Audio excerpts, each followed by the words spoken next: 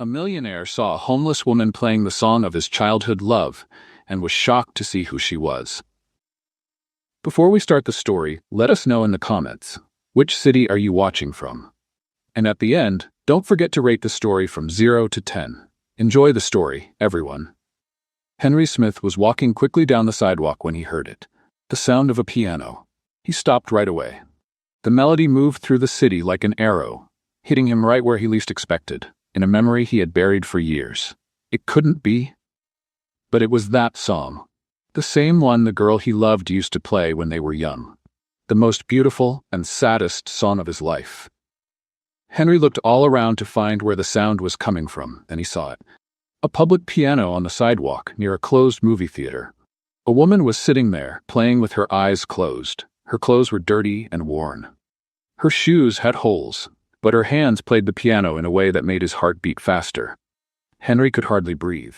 Everything around him went quiet.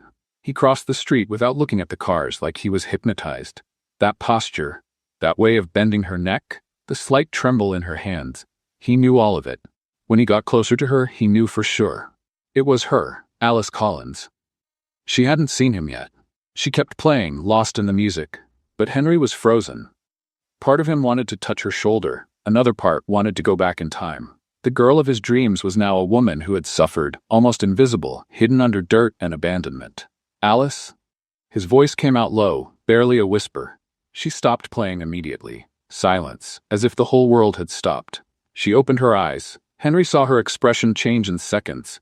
Surprise, disbelief, and then panic. "Alice, it's me, Henry." "No," she whispered, stepping away from the bench. Her voice cracked, like she had forgotten how to speak. Her body shook. Her eyes filled with tears, but they didn't fall.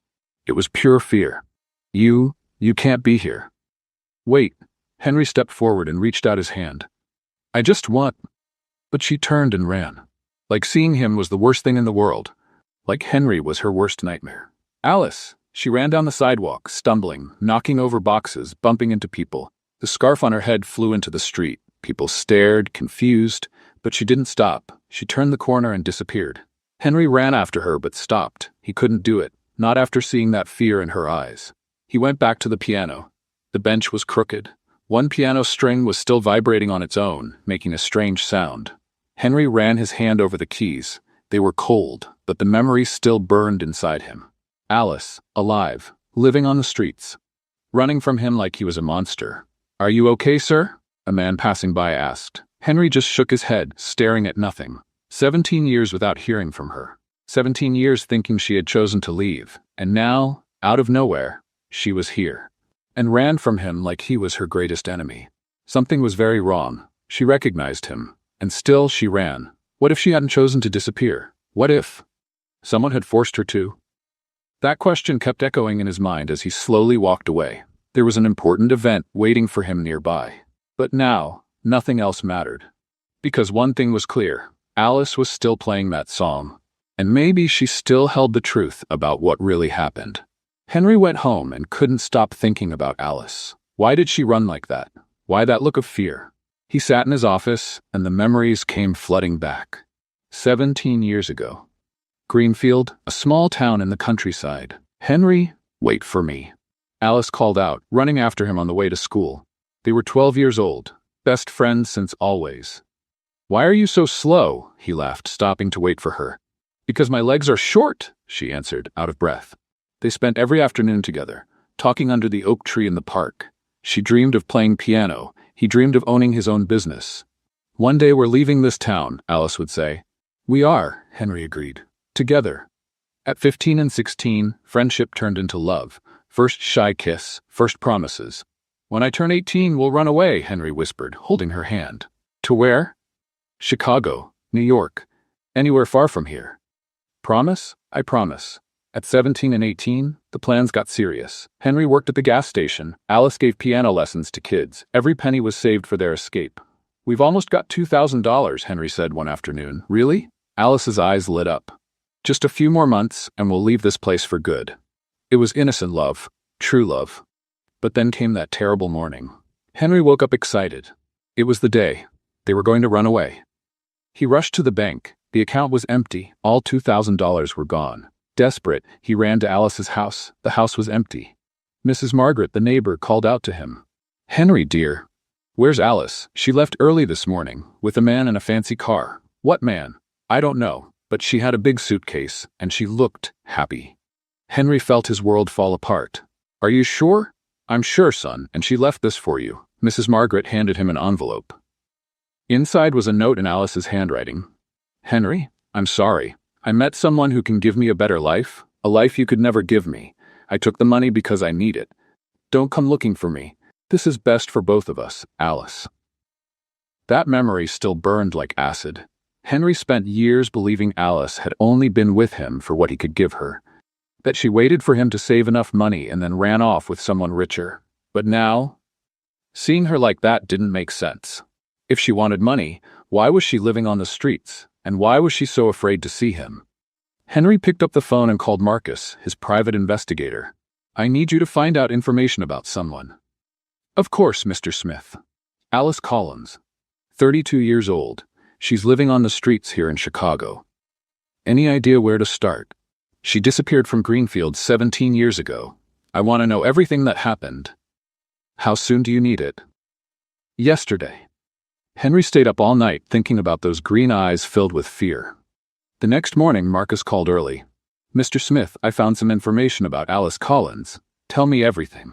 "She really did disappear from Greenfield 17 years ago. But, sir, there's something very strange." "What is it?" "A few days after she vanished, a family tragedy happened." Henry went silent. "What kind of tragedy?"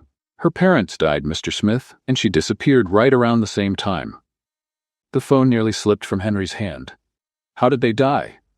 "I'm still investigating. But one thing is clear. Alice Collins didn't leave Greenfield by choice." "What are you saying?" "She ran away, sir. Someone forced her to disappear." Henry spent 3 days searching for Alice on the streets of Chicago. He visited every shelter, every church, every place where unhoused people might sleep. He showed her old photo to anyone who would look. On the third day, a volunteer at a community shelter on the south side recognized her. "Oh, you mean the pianist," said the woman, an older lady with gray hair. "She sleeps here sometimes." "Pianist?" "She plays piano for the children during dinner. She has a beautiful voice, too." People stopped to listen. Henry's heart raced. "Is she here now?" "No, but she usually shows up in the late afternoon."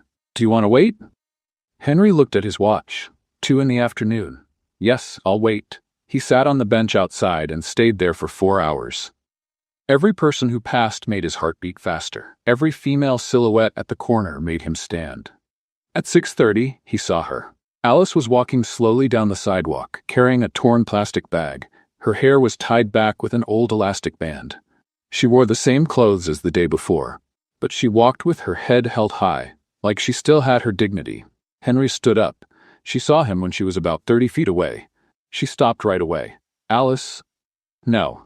Her voice was firm, but he noticed the tremble. "Don't do this. I just want to talk." "There's nothing for us to talk about." She tried to walk around him and go into the shelter, but Henry moved and stood in her way. "Please, 5 minutes. Liv." "Alice, I know something happened to your parents." She froze. Her green eyes filled with tears, but her face turned even harder. "You don't know anything." "Then tell me." "Why?" Her voice got louder. "So you can feel better? So you can ease your conscience?" "What conscience?" "You forgot me, Henry. You moved on with your life. You got rich, successful, just like you planned." "I didn't forget you. Not ever." "Liar." Henry took a step closer. "If I had forgotten you, I wouldn't be here." Alice stared at him for a few seconds. Her eyes showed anger, pain, exhaustion, like she was fighting a battle inside herself. "What do you want from me?" She asked softly. "I want to help you." "I don't need your help." "Alice, you're living on the street. So what? Let me put you in a hotel or an apartment. You don't have to live like this." Alice's expression changed in an instant. Sadness turned to fury. "You think I need your charity? It's not charity, it's..." "What? Pity? Guilt?" "It's love." The word came out before Henry could think. Alice pulled back like she'd been slapped. "Love?" She laughed, but there was no humor in it. "You don't love me. You love the memory of who I used to be. The naive girl who believed your promises, Alice. That girl died 17 years ago. What you see now is someone else. Someone who learned how to survive on her own. Someone who doesn't need anyone. Everyone needs someone." "I don't." She tried to walk past him again, but Henry held her arm. Not hard, just enough to make her stop. "Let go of me," she said, looking at his hand. "Sorry." He let go right away. "I just need to understand what happened." "Why?" "Because that note, it wasn't yours." Alice froze. "What do you mean?" "The handwriting. The way it was written. It wasn't you who wrote that. You're crazy." "No, I knew you better than anyone in the world. You would never use those words. You would never hurt me like that. People change, Henry, not that much." Alice shook her head and walked toward the shelter door. "Don't do this," Henry shouted. "Don't run away again." She stopped but didn't turn around. "I didn't run away." "Then what happened?" "I left. It's different." "Why?" Alice finally turned around. Tears were running down her face, but her voice stayed steady. "Because sometimes leaving is the only way to protect the people you love." She went into the shelter and shut the door. Henry stood on the sidewalk for more than an hour. Those last words kept running through his mind. To protect the ones you love. Protect from what? From whom? He went back home, determined to find out the truth. He called Marcus. "I want you to look into everything about the Collins family. I need to know who their enemies were, who had a reason to hurt them." "I'm already working on it, Mr. Smith." "And look into my own family, too. I want to know what kind of business my father was involved in back then." "Sir?" "Just do what I'm asking." Henry hung up and poured himself a whiskey.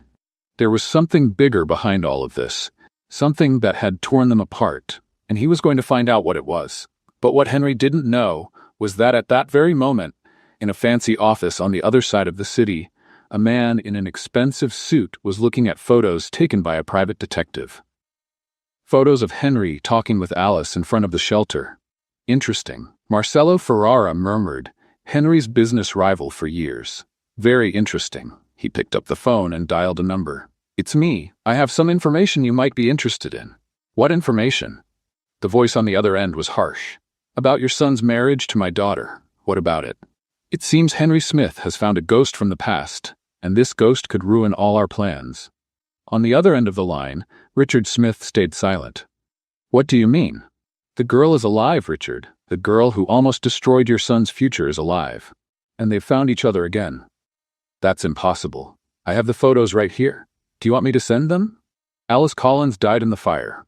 "Apparently not." "And if Henry finds out the truth about what really happened that night, he won't find out." "Are you sure?" Richard Smith hung up the phone, breaking into a cold sweat because he knew exactly what had happened that night, and if Henry found out, it wouldn't just be the arranged marriage at risk, it would be the entire Smith family fortune. Henry couldn't sleep. He spent the night pacing back and forth in his office, thinking about Alice's words, to protect the ones you love. At 6 a.m, he couldn't take it anymore. He grabbed his car keys and drove to his father's mansion. Richard Smith lived in a huge estate on the outskirts of Chicago. A house that looked more like a castle, surrounded by perfectly kept gardens and a tall fence that kept the world out. Henry rang the bell insistently until the butler answered. "Mr. Henry, it's 6:30 a.m. I need to talk to my father. Now." "He's still asleep, sir?" "Then wake him up." The butler hesitated, but he had known Henry for years. He knew that when Henry was determined, it was better not to argue. "Come in. I'll call him." Henry waited in the living room, pacing nervously between the expensive furniture. Family portraits decorated the walls. Photos of 3 generations of the Smith family, all fake smiles and staged poses. Richard appeared 15 minutes later, wearing a silk robe and looking annoyed. "Henry, what are you doing here at this hour?" "I need to know the truth about Alice Collins." Richard stopped halfway down the stairs. "We've already talked about this." "No, you lied to me, and I want to know why." "I didn't lie. I protected you." "Protected me from what?" Richard walked down the rest of the stairs slowly, like he was buying time to think. "Sit down," he said, pointing to the couch. "I'd rather stand." "Henry, you don't understand the situation I was dealing with at the time." "Then explain it to me." Richard sighed and poured himself a cup of coffee the butler had brought. "That family was dangerous." "Dangerous how?" "Alice's father, Robert Collins, was mixed up with the wrong people. Gambling debts. Loans from loan sharks. He owed a lot of money to people who don't forgive." Henry frowned. "What does that have to do with Alice?" "She knew about her father's business, and more importantly, she knew about ours too." "What business?" Richard hesitated. "At the time I was expanding the company, making deals with international investors. Some of those investors used questionable methods. What kind of methods? Henry, that doesn't matter. What matters is if Alice had gone to the authorities, our whole family would have been ruined. She never would have done that. You can't be sure. I knew her. You were a lovesick kid. Richard slammed his fist on the table. You weren't seeing things clearly. Henry stepped closer to his father. What did you do to her? We didn't do anything. We just made sure she wouldn't cause any trouble. How? Richard got up and walked to the window. We convinced her to leave. Convinced her how? Henry, let it go. It was 17 years ago. How did you convince her? We offered her money to leave town and never come back. Henry felt his blood boil. You bought her off? It wasn't like that. Then what was it like? Richard turned around, his face red. She took the money, took $5,000 and disappeared from town. If she really loved you, she wouldn't have done that. That's not true. It's the truth. We offered her money and she took it right away. Henry shook his head. No, there's something you're not telling me. Henry, she said she left to protect me. Protect me from what? Richard stayed quiet for a long time. From what could have happened to you if she stayed? What kind of thing? The people her father owed money to found out about you two. They were going to use you to pressure our family. What do you mean? They were planning to kidnap you, or worse, to force us to pay Robert Collins's debts. Henry sat down on the couch, stunned. And you told Alice this? We explained the situation. We told her that if she truly loved you, she'd do whatever it took to keep you safe. And she agreed to leave. Yes. But that's not all, is it? Henry looked his father in the eye. You did something to make sure she never came back. Richard looked away. What did you do? Henry stood, raising his voice. We may have created some false evidence. What kind of evidence? Documents showing she stole money from you, that she was involved in her father's shady business deals. You framed her? We protected our family. You destroyed her life. We saved yours. Henry paced the room, trying to take it all in. Where is she now? How would I know? That was 17 years ago. She's here, in Chicago, living on the street. Richard went pale. That's impossible. Why is it impossible? Because she was supposed to have died in the fire with her parents. Henry froze. What? Nothing. I didn't say anything. You knew about the fire, Henry? You knew her parents died? Richard sat heavily in a chair. It wasn't our fault. What wasn't your fault? The fire. We didn't send anyone to do that. But you knew it was going to happen. The people Robert owed money to were out of patience. When Alice disappeared, they got angry, thought we were hiding her. And you didn't warn the Collins family. It wasn't our problem. Henry looked at his father like he was seeing a stranger. You're monsters. We did what we had to do to protect our family. And Alice? How did she survive? I don't know. Maybe she wasn't home when the fire happened. And since then, she's lived like a fugitive, thinking you'll kill her if you find her. Richard didn't answer. Henry walked to the door. Where are you going? Away from you. Henry, you can't change the past. But I can do something about the present. Henry left, slamming the door behind him. He drove around the city with no destination, trying to make sense of everything he had just learned. His own family had destroyed the life of the woman he loved most. They had framed Alice, made her believe she was in danger, let her parents die, and for 17 years he believed she had betrayed him. At 8 in the evening, he was driving aimlessly through downtown when he saw a sign, the Underground Live Music. It was a small bar kind of hidden on a side street. Henry heard piano music just like Alice used to play. He parked and went in. The place was dark and filled with cigarette smoke, a few scattered tables, a small bar in the back, and an old piano in one corner. And there she was, Alice, sitting at the piano, playing a sad piece he didn't recognize. She wore a simple dress, probably borrowed. Her hair was down, falling over her shoulders. Even in the dim light of the bar, she looked beautiful. Henry sat at a table in the back where she couldn't see him. There were about 15 people in the bar. Most weren't even paying attention to the music. But Alice played like she was completely alone in the world. When she finished the song, a few people clapped. A heavy-set man behind the bar waved to her. 2 more songs and we have a deal, he shouted. Alice nodded and started another song. Henry noticed she was pale, very pale, and far too thin. During the second song, she missed a few notes. She shook her head like she was dizzy. Then in the third song, it happened. Alice was in the middle of a difficult passage when her hands began to shake. She stopped playing and touched her forehead. "Sorry," she said softly. "I just need a second." She tried to get up from the piano bench and collapsed. She fell to the floor like a rag doll. "Alice!" Henry shouted, jumping up from the table. He ran to her, pushing past the people crowding around. She was unconscious, breathing with difficulty. "Call an ambulance!" He yelled at the bar owner. "Hey, who are you?" the man asked. "Call the damn ambulance." Henry picked Alice up in his arms. She weighed almost nothing. Her body was cold. "When's the last time she ate?" he asked the bar owner. The man shrugged. "I don't know. She just comes here to play. Not my problem." Henry looked at Alice's pale face. Her lips were almost purple. She was starving. And he had spent 17 years thinking she had run off with someone else. When the ambulance arrived, Henry went with her. "Are you a relative?" the paramedic asked. Henry looked at Alice, unconscious on the stretcher. "I'm the only family she has." Alice woke up in a room she didn't recognize. The first thing she saw was the high ceiling with decorative molding.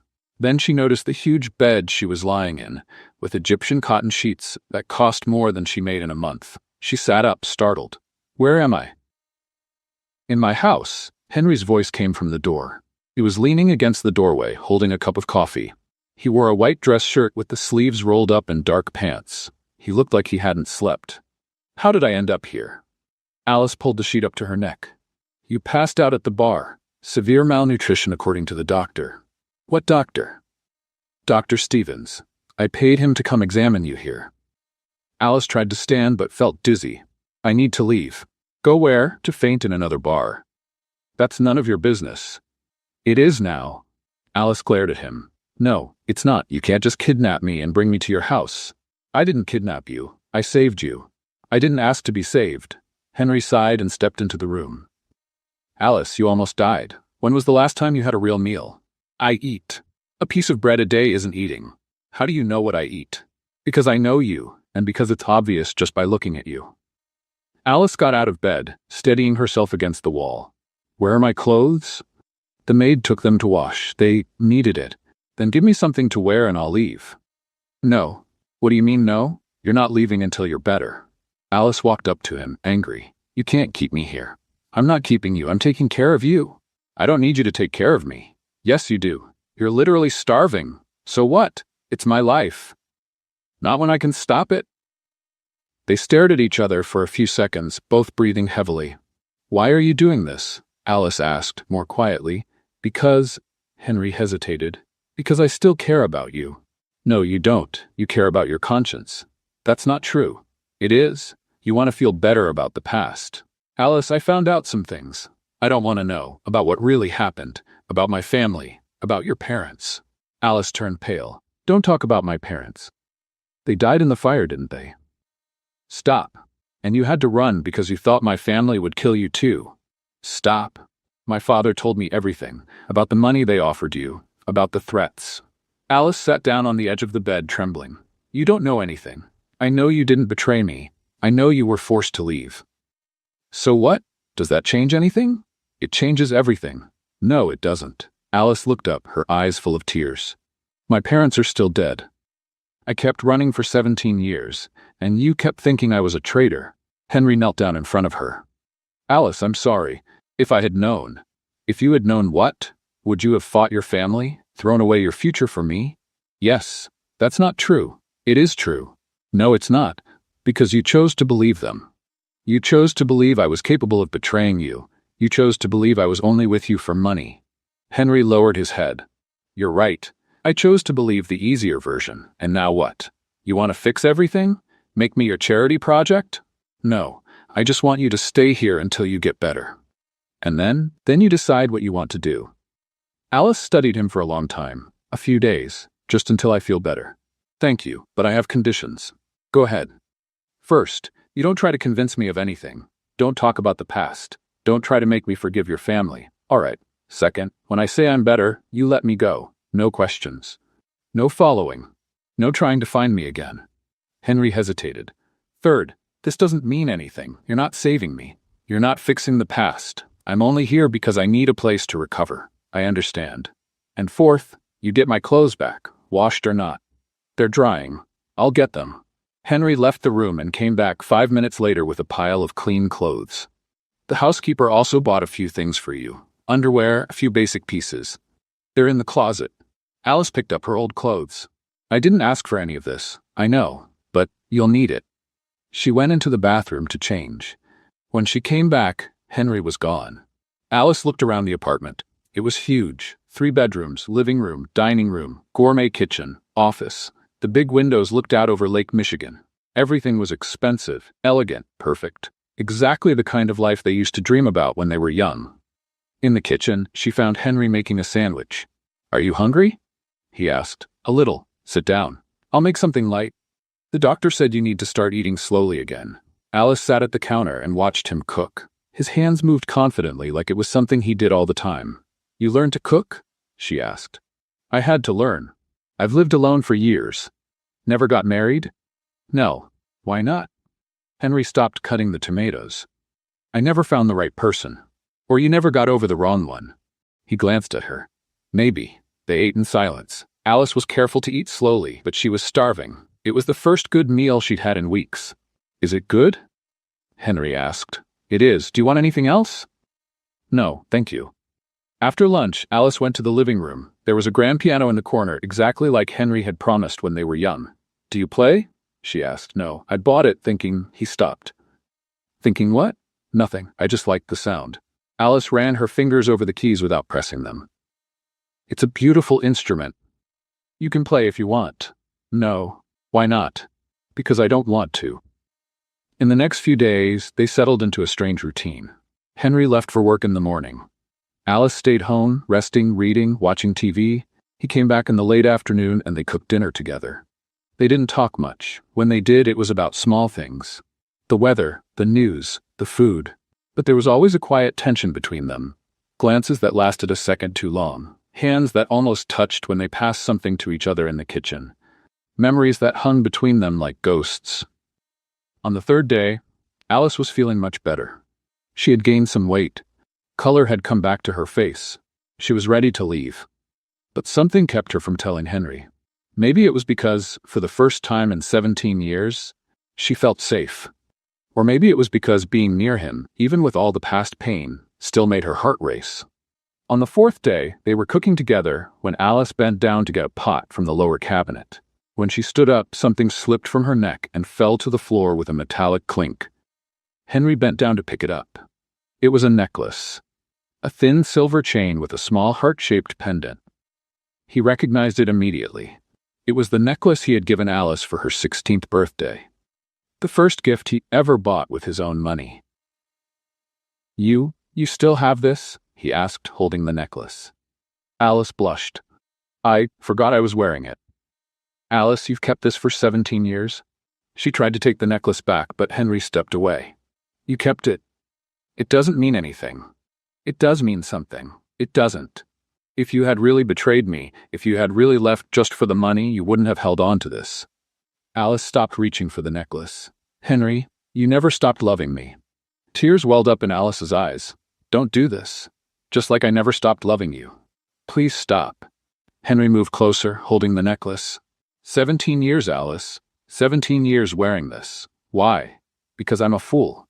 No, because even after everything that happened, even after running away, even after thinking I was your enemy, some part of you still believed in what we had.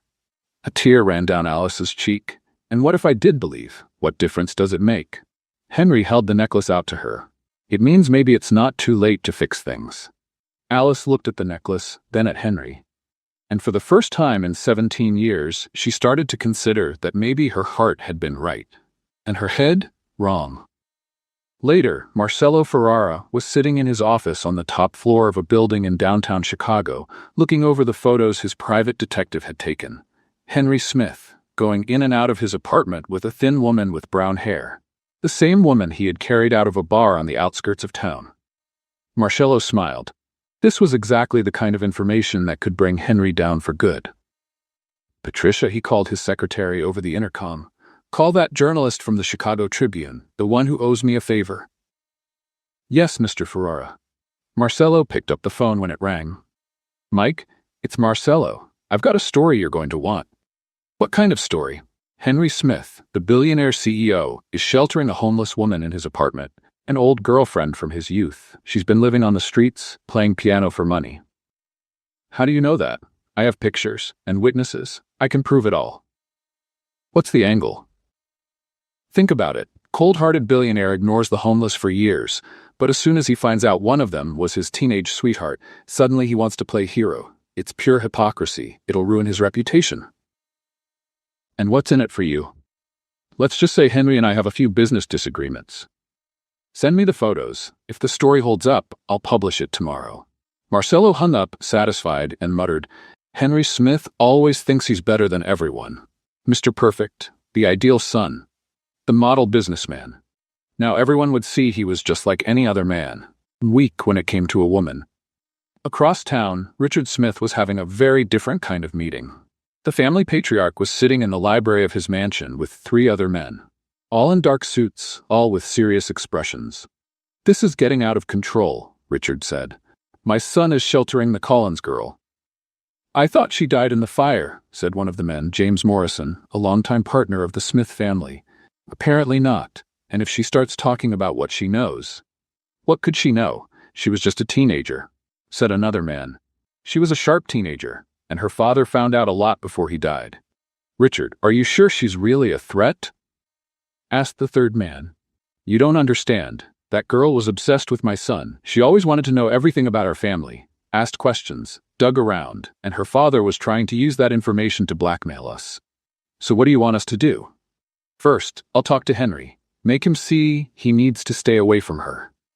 If that doesn't work? If it doesn't work? James leaned forward.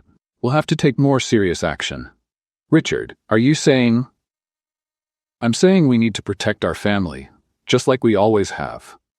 The men exchanged looks. And the wedding with Ferrara's daughter? One of them asked. That's why this has to be handled quickly. If Marcelo finds out about the girl, he might cancel the deal, or use it to blackmail us. Exactly.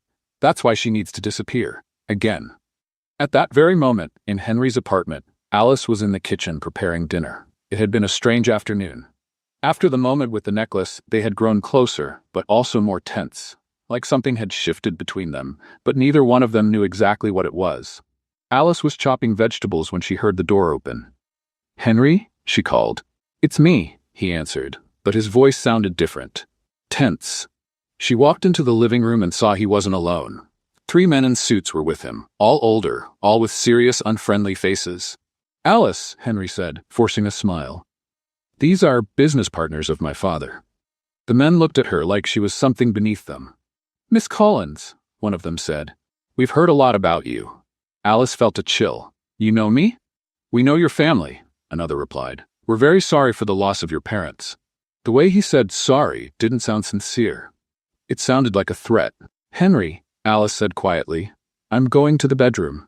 No need, Henry answered quickly. They were just leaving. Actually, said the third man, we'd like to speak with both of you. Henry stepped in front of Alice. About what? About the future. About choices. About the consequences of those choices.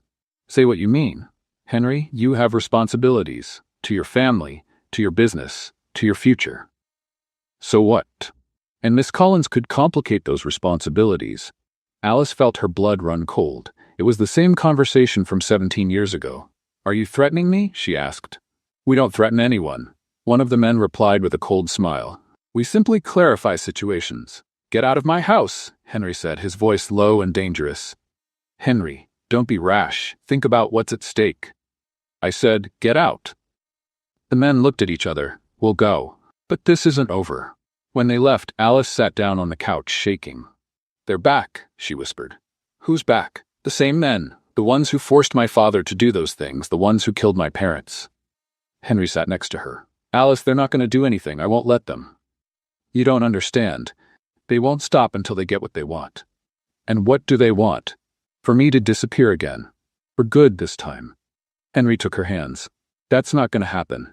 Henry, you need to understand something. Your family, they're not normal people. What do you mean? My father found out things about their business, illegal things, money laundering, bribery, worse things. How do you know this? Because my father told me before he died, he said that if anything ever happened to him, I should tell the police everything. And you never did. How could I? I was on the run. I thought the police were involved too. Henry stood up and started pacing the room. My God, all these years. Henry, you have to stay away from me. They'll do something terrible if you don't. No. What do you mean, no? I'm not staying away from you. Not again. Just then, Henry's phone rang. It's my father, he said, looking at the screen. Answer it. Henry answered and put it on speaker. Henry, where are you? At home. I need to talk to you. Now. Go ahead. Not over the phone. Come here. I'm busy. Henry, this isn't a request, it's an order. Since when do you give me orders? Since you started putting our family at risk. Speaking of risk, 3 of your thugs just left here, explaining to Alice why she needs to disappear again. There was a long silence. Henry, you don't understand the situation. I understand perfectly. You killed her parents, forced her to run, and now you want to do it again. We didn't kill anyone, but you knew it was going to happen, and you did nothing to stop it. Henry, come here. Now. No. Your engagement to Sofia Ferrara will be announced next week. You can't ruin that. Alice froze. What engagement? She asked softly. Henry looked at her, panic in his eyes. Dad, I'm not marrying Sofia Ferrara. Yes, you are. Everything's settled. The contract's been signed. What contract? The contract to join the companies, your company and Marcelo Ferrara's, through your marriage. I never signed that. I signed it for you as your majority shareholder. Alice stood up, her legs shaky. Henry, she whispered. Alice, wait, Henry said to her, then turned back to the phone. Dad, I'm not marrying her. Yes, you are, and you're going to get rid of that beggar before she ruins everything. Don't call her a beggar. Henry, you have 24 hours to fix this, or I will. The line went dead. Alice leaned against the wall, crying. You're engaged, she said. No, I didn't know anything about this. But you're going to marry her. I'm not. Henry, you have to choose. Your family and your business, or me. I choose you. No, you can't choose. You have responsibilities, employees, people who depend on you. Alice and me? I'm just a beggar who showed up in your life to make everything more complicated. You're not just that. Yes, I am, and we both know it. Alice headed toward the bedroom. Where are you going? To pack my things. It's time for me to leave. Alice, don't do this. There's no other way, Henry. Yes, there is. We can run away, like we planned when we were young. And your company? Your employees? Your life? Henry was silent. That's it, Alice said sadly. You can't give me up, but you can't be with me either. Alice, and I can't live like this anymore. Always running, always hiding, always causing problems for the people I love. So what do we do? Alice stopped at the bedroom door and looked at him. We say goodbye. For real this time. I can't. You'll have to. Alice went into the bedroom and closed the door. Outside, Henry leaned his head against the wall. For the first time in his life, he understood what it meant to choose between love and duty. And for the first time, he didn't know which choice was right. Alice waited until Henry was asleep. At 3 a.m, she quietly left the bedroom, carrying only a small backpack with her old clothes. She left the new clothes Henry had bought folded on the bed. They didn't really belong to her. On the kitchen table, she left a note. Henry, thank you for saving me. But now I need to save you. Don't look for me. This time it's forever. Alice. She left the apartment without looking back. The streets of Chicago were empty and cold. Alice pulled her thin coat tight around her and started walking with no destination. She had no plans, no money. All she knew was that she had to stay away from Henry before something terrible happened to him. She spent the next 3 days sleeping on park benches and in different shelters every night. She avoided the places where she knew Henry might look for her. On the 4th day, she was sitting on a bench near the lake, trying to figure out what to do with her life, when a well-dressed man approached her. Are you Alice Collins? He asked. Alice looked up. The man was tall, well-dressed, with neatly cut gray hair. He was smiling, but there was something cold in his smile. Who's asking? My name is Marcelo Ferrara. I'm a friend of Henry Smith. Alice tensed up. What do you want? May I sit down? He pointed to the bench. It's a free country. Marcelo sat down, keeping a respectful distance. Henry is very worried about you. How did you find me? Henry asked me for help finding you. He's desperate.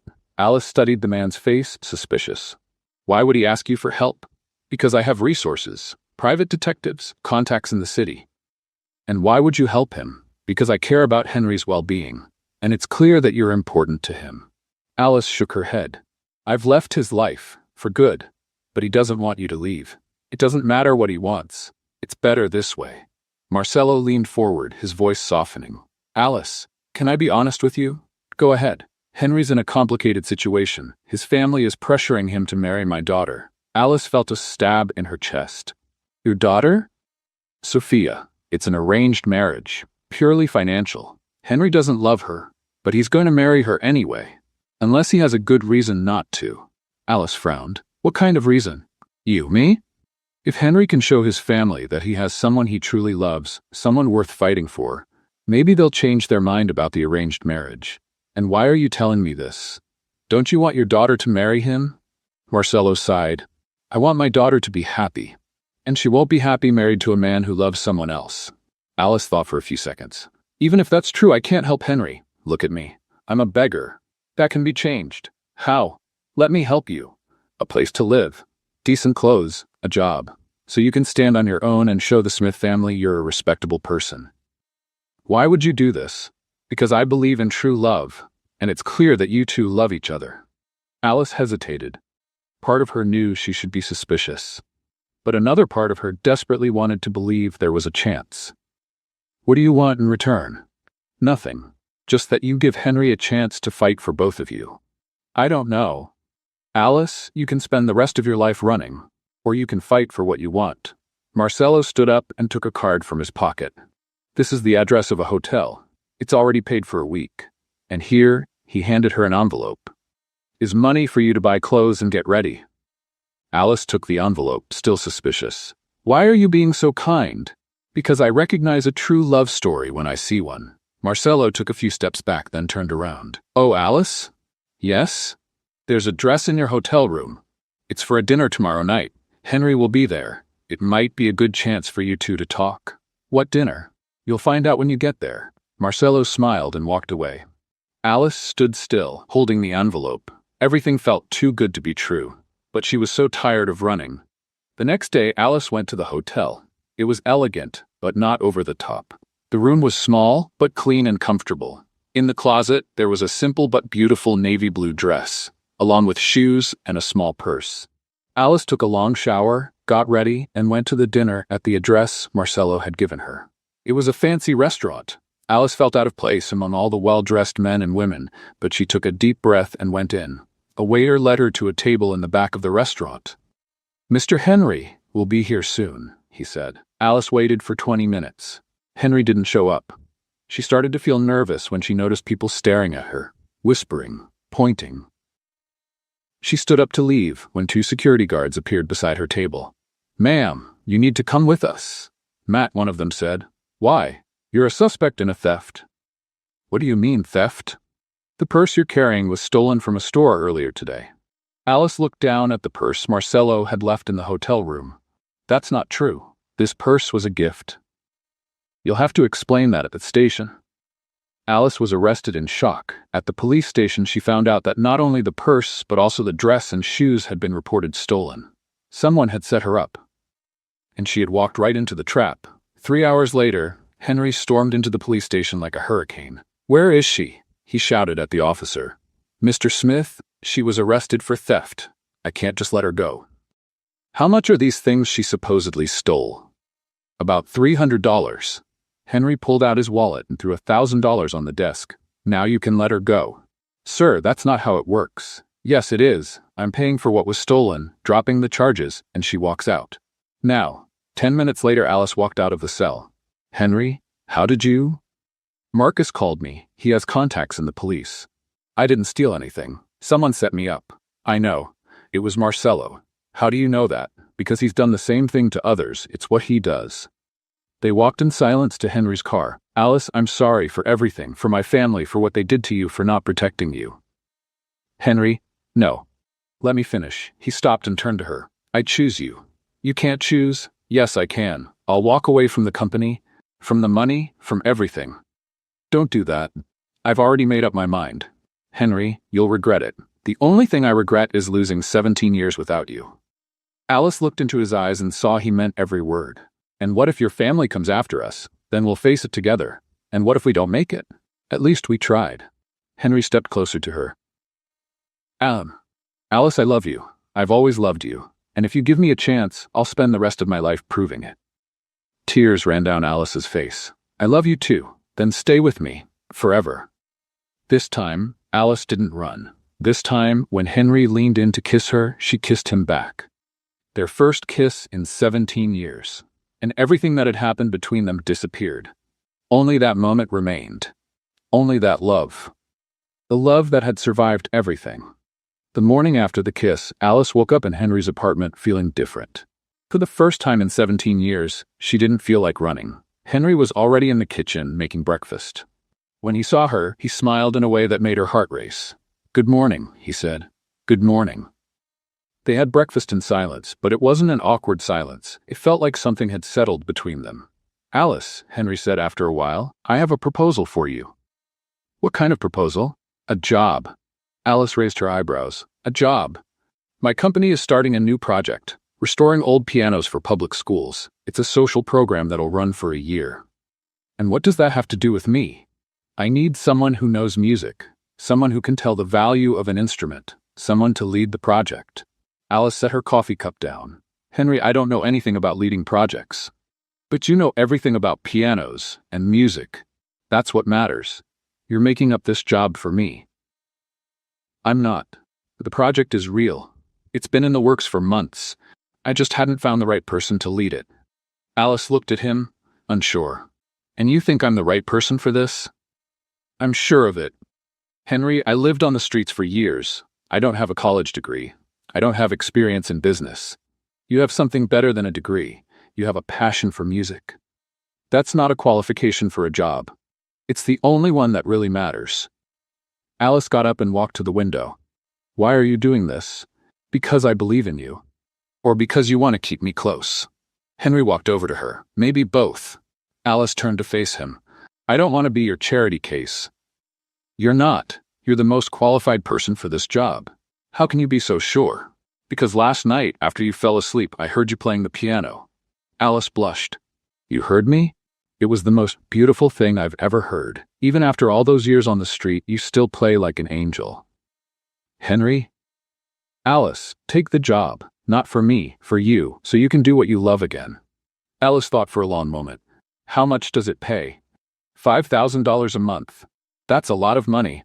It's what any project coordinator would make. And what if I'm not good at it? You will be. Alice sighed. All right, I'll take it, but on one condition. What is it?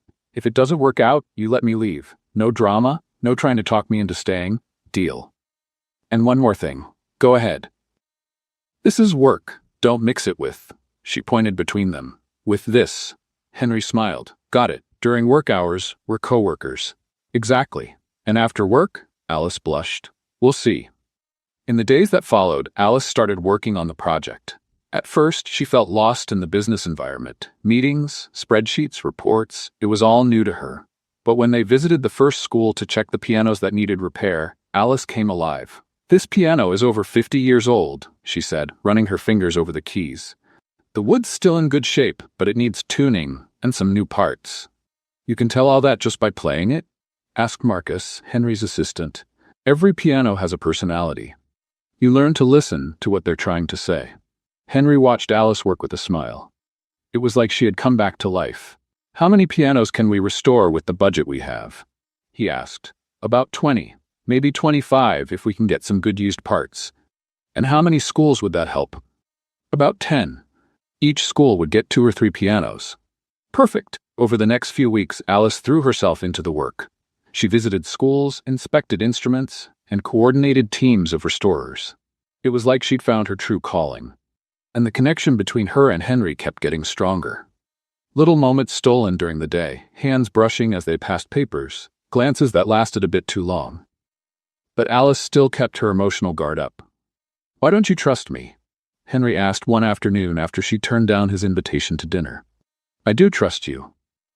No, you don't. Every time I try to get close, you pull away. That's not true. Yes, it is. It's like you're waiting for me to hurt you again. Alice stopped sorting the papers on her desk. Maybe because you already did. Alice, I was a kid. I believed what my family told me.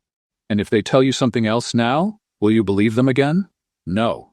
How can I be sure? Henry took her hands. Because now I know the truth. And now I choose you, not them. Alice looked into his eyes, wanting to believe him. Henry, I'm trying to trust you. But it's hard. I know, and I'll wait as long as it takes. And what if I never fully trust you? Then we'll take it one day at a time. Alice almost smiled. One day at a time. Yeah, no pressure, no rush. The next Friday, Alice was leaving the office when she saw something that shattered her. Henry was walking into a fancy restaurant across the street, and he wasn't alone. A beautiful blonde woman, well-dressed, was with him. She laughed at something Henry said and touched his arm in a familiar way. Alice recognized her from pictures in the society pages. Sofia Ferrara, Henry's arranged fiancée. Alice stood on the sidewalk, watching through the restaurant window. Henry pulled out a chair for Sofia. She smiled at him like they were a real couple. Alice's heart broke into 1,000 pieces. He had lied. All those weeks, while he told her he chose her, while he kissed her, while they talked about trust, he was still engaged. Alice stepped back from the window, tears falling down her face. She had been foolish again. She had believed again. She had fallen in love again. And she had been betrayed again. She picked up her phone and called Henry, but hung up before he could answer. What was she going to say? That she saw him having dinner with his fiancée? He would come up with some excuse, say it was just business, that it didn't mean anything, just like he had said about everything else. Alice went back to Henry's apartment, packed her bags, and wrote a note. Henry, I saw you with Sophia today. I got the message. Thank you for the work and for reminding me why I should never have come back. This time, it's for good. Alice. She left the keys on top of the note and left. This time, she didn't look back, because she was sure that if she did, she would change her mind. And she couldn't afford to be foolish a third time. Henry got home at 10 that night, exhausted from the longest, most painful dinner of his life. He saw the keys on the table before he even saw the note. When he read Alice's words, it felt like a punch to the stomach. She saw him with Sophia, and she came to the wrong conclusion. Henry grabbed his phone and called Alice once, twice, 5 times. Every call went straight to voicemail.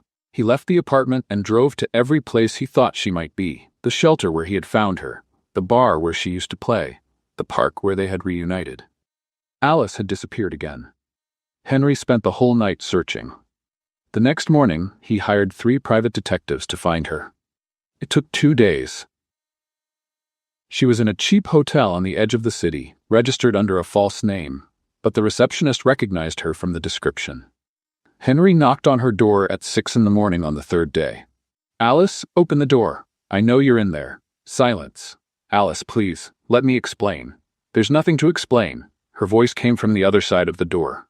Yes, there is. Everything you saw was wrong. I saw you having dinner with your fiancée. She's not my fiancée. Stop lying. Alice, open this door or I'll break it down. More silence. Then the sound of locks being opened. Alice appeared at the door. Her hair was messy and her eyes were red from crying all night. Just say what you need to say and leave.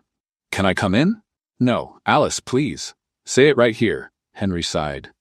The dinner with Sophia was arranged for business reasons. My father set it up without telling me. Of course he did.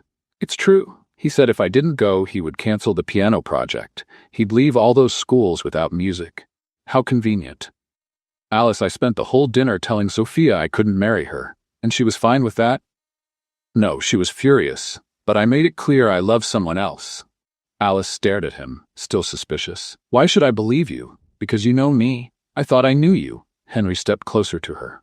Alice, I understand why you don't trust me. I deserve that. But let me tell you the whole truth. What truth? About what really happened 17 years ago. Alice hesitated, but motioned for him to come in. The room was small and simple. Alice sat on the bed. Henry stood by the wall. I looked into everything, he began. I talked to people in Greenfield. I read old police reports. I found out things my own family hid from me for years. What kind of things? My father lied about everything. Your father didn't owe money to loan sharks. He was being blackmailed. Blackmailed for what? Because he found out my family was laundering money through fake companies. Your father worked as an accountant for one of those companies for a few weeks. Alice turned pale. And when he found out, he tried to tell someone? He tried. But my family found out first. They offered him money to keep quiet. When he refused, they started making threats. Threats like what? They said they would do something to you if he said anything. Alice jumped up, upset. So my father was trying to protect me. Exactly. And when my family found out about us, they saw an opportunity. What kind of opportunity? To use our relationship to control your father, and to control me too. What do you mean? Henry took a deep breath. They set everything up, the fake note, the missing money from my account, everything to make us believe you had betrayed me. But why would they do that? Because if you disappeared, and I believed you had betrayed me, I would stop asking questions about where you were. And your father would lose the motivation to come looking for me to tell the truth. Alice sat back down, trying to take it all in. And the fire? When you disappeared, your father was desperate. He thought he had lost you forever. So he decided to go to the police and tell everything he knew. And your family found out. They found out, and they hired people to take care of the problem. They killed my parents. Alice, I'm so sorry. If I had known back then, you were just a kid. How could you have known? I should have trusted you. I should have questioned their story. Alice stayed quiet for a long time. And you, she finally asked, what are you going to do now? What do you mean? Your family, your company, your life. What are you going to do? Henry knelt down in front of her. Alice, I don't want anything from that life anymore. Don't say something so foolish. It's not foolish. I can't even look at my father without feeling disgusted. I can't work for a company built on dirty money. Henry, you have employees, people who depend on you. They'll still have jobs. They just won't have me as their boss. What do you mean? Henry held her hands. I'm going to step down. I'm going to transfer my share of the company to a foundation. Use the money for social causes. You can't do that. Yes, I can, and I will. Henry, you'll be left with nothing. No, I won't. I'll have you. Alice stood up and walked to the window. No, you won't. What do you mean? Henry, I need to leave. Go where? I don't know. Somewhere far, somewhere I can figure out who I am when I'm not running or being rescued by someone. Alice, for 17 years, I lived like a victim. Running, hiding, just trying to survive. And now, with you, I'm living like someone being saved. And what's wrong with that? The problem is, I never learned how to live as myself. Henry came closer to her. You can learn here, with me. I can't, because with you, I'll always be the girl you rescued, the girl who needs protection. That's not true. Yes, it is, and you'll always feel guilty about what your family did. You'll always try to make up for it. Alice, I love you. I know, and I love you too, but love isn't enough. Why not? Alice turned to face him, her eyes full of tears. Because first, I need to learn to love myself. I need to find out who I am when I'm not defined by the pain of my past or the love I feel for you. And how long will that take? I don't know. Maybe months, maybe years. And what if, when you figure it out, you don't want to be with me anymore? Then at least we'll know it was a real choice, not just two hurt people trying to heal through each other. Henry was quiet for a long time. I understand. He said at last, Do you really? I do, and I'll wait. Henry, you can't put your life on hold for me. I'm not putting it on hold. I'm building a new one, and hoping that when you're ready, there's still room for you in it. Alice stepped closer and gently touched his face. Thank you for understanding. Thank you for being honest. They kissed. A goodbye kiss.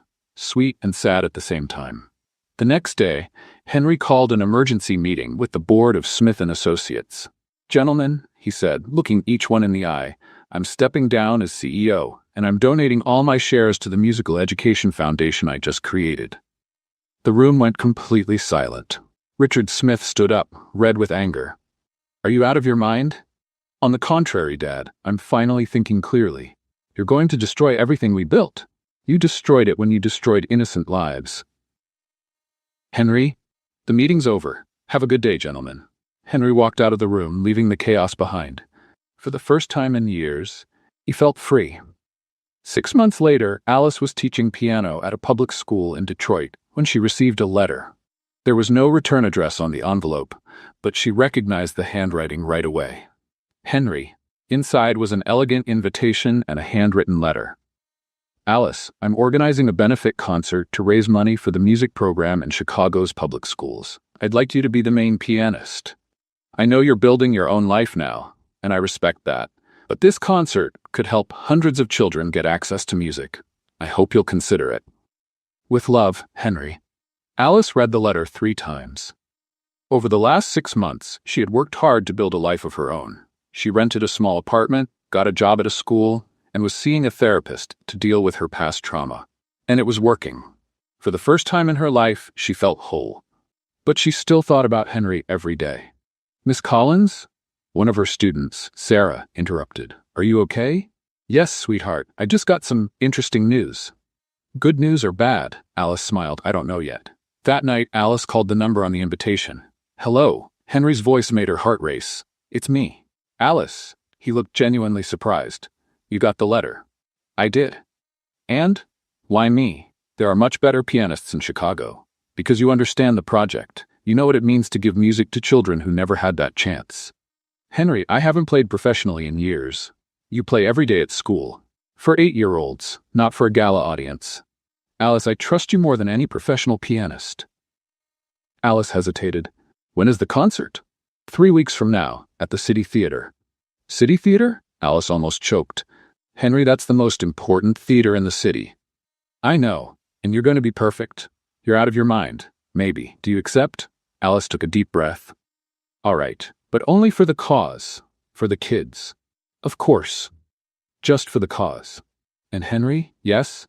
This doesn't change anything between us, I know." In the next 3 weeks, Alice prepared intensely. She chose 3 pieces, one classical, one contemporary, and one she had written years ago. She went back to Chicago 2 days before the concert and stayed in a hotel. Henry offered his apartment, but she said no. She needed to keep some emotional distance. On the night of the concert, Alice arrived at the theater 2 hours before it started. The place was being decorated with white flowers and soft lights. It was elegant but warm. "Alice!" Henry appeared backstage, looking handsome in a black tuxedo. "How are you feeling?" "Nervous. It's going to be fine." "How can you be so sure?" "Because you were born for this." Alice looked at him, feeling the familiar spark between them. "Henry, you seem different." "Different how?"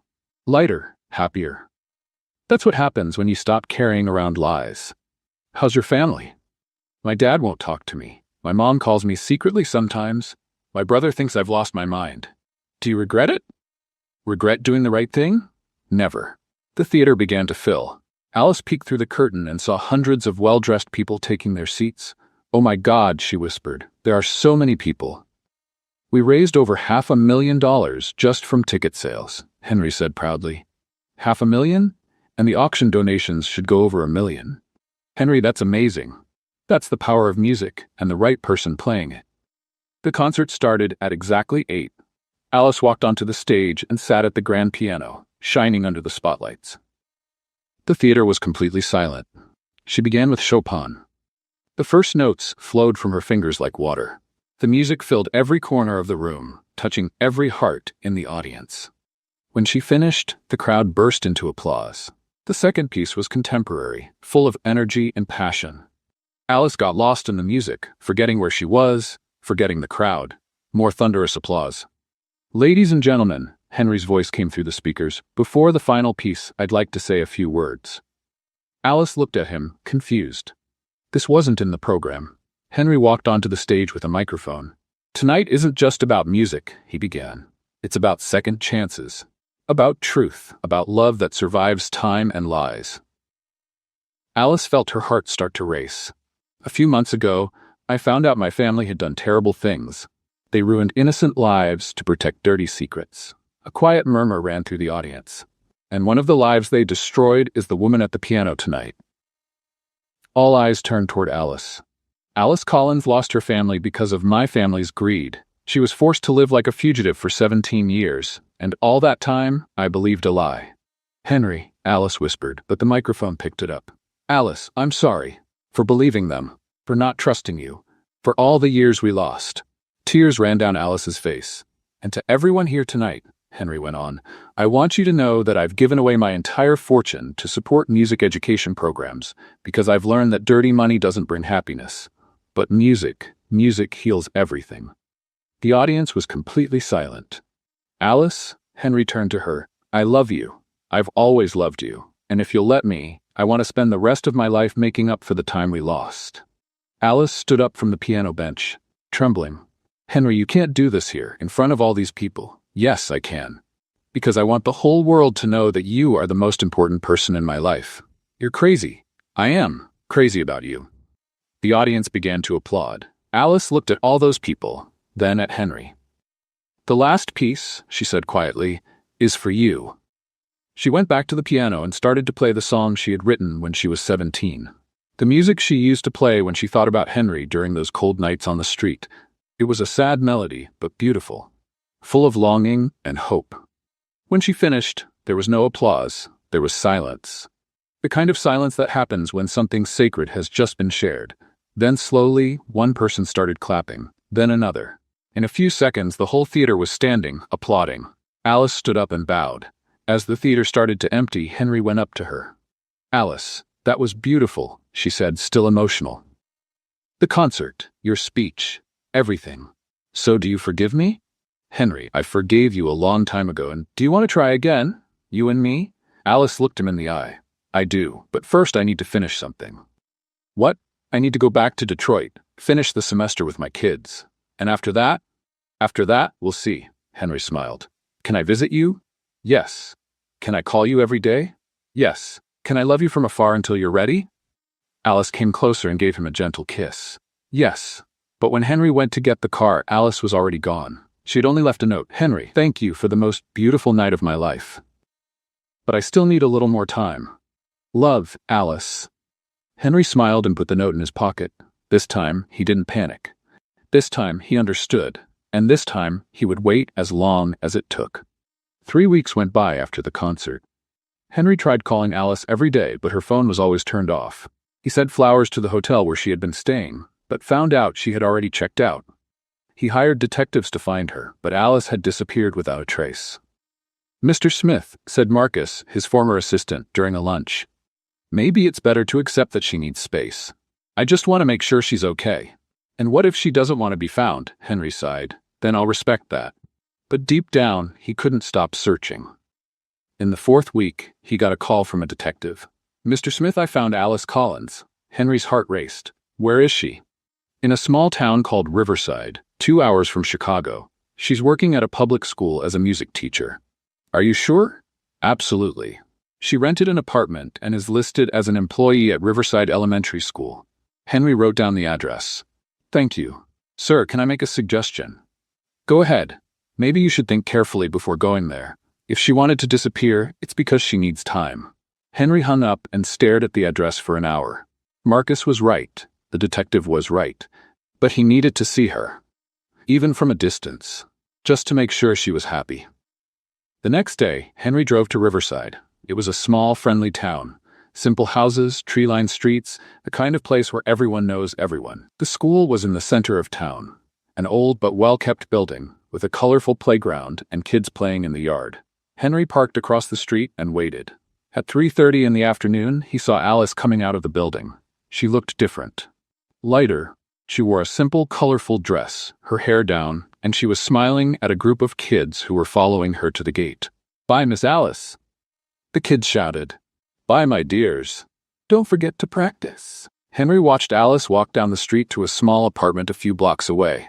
She greeted neighbors, stopped to pet a dog, bought fruit at a small store. She looked happy. Really happy. Henry stayed there, watching from a distance, for 3 days in a row. Every morning, Alice walked to the school. Every afternoon, she came back smiling. On Saturdays, she gave private piano lessons at home. On Sundays, she played at the local church. She had built a life. A simple but real life. On the 4th day, Henry gathered his courage and crossed the street. He knocked on Alice's apartment door at 7 in the evening. When she opened the door, her face went through several emotions: surprise, happiness, fear. "Henry? How did you— I'm sorry. I know you need space. I just needed to see if you were okay." Alice stood at the door, unsure what to say. "Are you okay?" he asked. "I am." "Yes," Henry smiled. "Then that's all that matters." "Henry, Alice, I didn't come here to pressure you or to convince you to come back. I just wanted to see you happy. And now that you've seen it, now I can leave in peace." Alice frowned. "You're leaving?" "Yes. You've built something beautiful here. I don't want to get in the way." "But," Alice hesitated, "don't you want to come in? Have some coffee?" "I do, but I won't." "Why not?" "Because if I come in, I'll want to stay, and you need to be sure about what you want before you let me stay." Alice looked at him for a long moment. "Henry, you've changed." "What do you mean?" You're respecting my space. You're not trying to convince me of anything. I've learned a few things these past months. What kind of things? That real love sometimes means letting someone go, even when it hurts. And are you ready to let me go? Henry took a deep breath. If that's what you want, yes. Alice felt her eyes fill with tears. And if that's not what I want, then you tell me when you're ready. Henry took a step back. Alice, you look beautiful, radiant. It's how I always hoped to see you. Henry, I love you. I always will. But I want you to be happy, even if that means not with me. He turned to leave. Henry, wait. He stopped, but didn't turn around. Can I ask you something? Of course. What have you been doing since you gave everything up? I work at a nonprofit that teaches music to underprivileged kids. I don't make much, but it's the most rewarding job I've ever had. Do you regret it? Never. And, are you happy? Henry turned to look at her. I'm happier than I was when I was rich, but I'm not complete. Why not? Because the person I love isn't with me. Alice stepped down the 2 steps at the entrance and stood in front of him. Henry, I have something to confess. Go ahead. I didn't disappear because I don't love you. No? I disappeared because I love you too much, and I was afraid my love was just emotional dependence. And now I know it's not. I spent 4 months building a life of my own. I made friends, I found purpose, I became a whole person. And even as a whole person, I still love you. I still want you in my life. Henry stepped closer to her. Are you sure? Completely. Alice, I don't want you to give up the life you built here. And I don't want you to give up the work you found there. Then what do we do? Alice smiled. We figure it out together. Henry was about to answer when Alice did something that took him completely by surprise. She held his face in both hands and kissed him. It wasn't a gentle kiss. It was desperate, filled with 4 months of longing. When they pulled apart, they were both crying. I missed you every single day, Alice whispered. I missed you too. We're never going to be apart again? Never again. Henry lifted her off the ground and spun her around, both of them laughing and crying at the same time. Alice? Yes? Will you marry me? Right now? Now, tomorrow, whenever you want. Alice looked into his eyes. Yes. And for the first time in 17 years, they knew nothing could ever separate them again. 2 years later, the morning sun streamed through the large windows of a building that used to be an abandoned factory. Now the walls echoed with piano scales, guitar chords, and children's laughter. The Hope School of Music had become a reality. Alice walked through the hallways, watching the classrooms where dozens of kids between 8 and 18 were learning instruments. Some came from poor families. Others were orphans. All had one thing in common. They had found, in music, a way to dream of a better future. Miss Alice, shouted Tommy, a 10-year-old boy. I played the whole song without messing up. That's wonderful, Tommy. Alice smiled, brushing his hair back. Now you can teach it to Sarah. She's having trouble with the same piece. Really? Of course. Teaching is one of the best ways to learn. The boy ran off, excited by his new responsibility. Alice gently rested her hand on her belly, already starting to show. 4 months pregnant, she and Henry could hardly wait to meet the baby, who would arrive in winter. How are my 2 favorite people? Henry appeared behind her, wrapping her in a warm hug. We're good. The baby's kicking a lot today. Must be a born musician, or a dancer. They laughed. Over the past 2 years, they had built not only a school, but a family. They were married in a simple ceremony at the Riverside Church, with the children from the school as their only witnesses. Is everything ready for today's event? Alice asked. All set. The press will arrive at 2. Donors at 3. The performances start at 4. Are you nervous? A little. It's our first big fundraising event. If it goes well, we can open 2 more school branches. It's going to go well. How can you be so sure? Because when people see what we've done here, they'll want to support it. Henry kissed the top of her head. I love you. I love you too. The event started in the late afternoon. The school auditorium was packed with business people, politicians, journalists, and the children's families. Alice was backstage helping the kids get ready for their performances when she saw someone who made her heart stop. Richard Smith. Henry's father was standing at the entrance of the auditorium, wearing a simple suit and holding a package. Henry, Alice said quietly. Your father's here. Henry looked in the direction she pointed and immediately tensed up. What does he want? I don't know, but maybe you should talk to him. Alice, I don't want any arguments at the kids' event. Who said there's going to be an argument? Henry hesitated, then walked over to his father. Hi, Dad. Henry. Richard looked older, more tired. Can I talk to you? Now's not a good time. Please, just 5 minutes. Henry looked at Alice, who gave him a small nod to go ahead. They stepped out into the school courtyard. What do you want? Henry asked. To apologize. Henry blinked, surprised. Apologize? For the last 20 years. For all the lies. For destroying innocent lives. For almost ruining your life, too. Dad? Let me finish, Richard said, raising his hand. I've spent the last 2 years watching you build something beautiful, something honest, and I realized you became the man I never managed to be. Why are you telling me this? Because I'm paying for everything, Henry. The world seemed to stop. What? Cancer. The doctors gave me 6 months. That's why I'm here. I want to make peace with you before I go. Henry sat down on a bench, stunned. Dad, You don't have to say anything. I just want you to know I'm proud of you, of the man you've become, of the family you've built. Richard handed him the package. What's this? Something I should have given you a long time ago. Henry opened the package. Inside was an old music box. When he opened it, the melody that played was the same one Alice used to play when they were teenagers. How did you? It belonged to Alice's mother. I managed to recover it from the remains of the house after the fire. I kept it all these years, waiting for the right time to give it back.